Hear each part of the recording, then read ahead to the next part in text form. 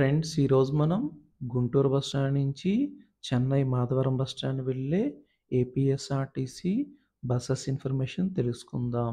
గుంటూరు నుంచి చెన్నై వెళ్ళే బస్సులు గుంటూరు బస్ స్టాండ్లోని 6వ నంబర్ ప్లాట్ఫామ్ నుంచి బయలుదేరి వెళతాయి.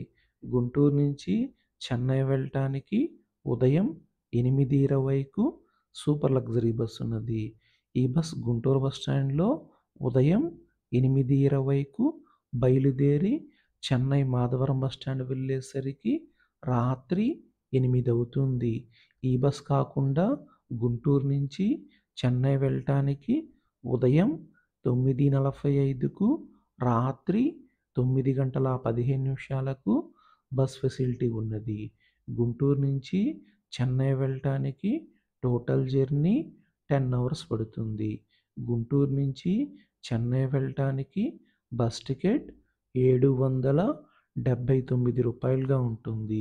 గుంటూరు నుంచి చెన్నై డిస్టెన్స్ 416 కిలోమీటర్లుగా ఉంటుంది.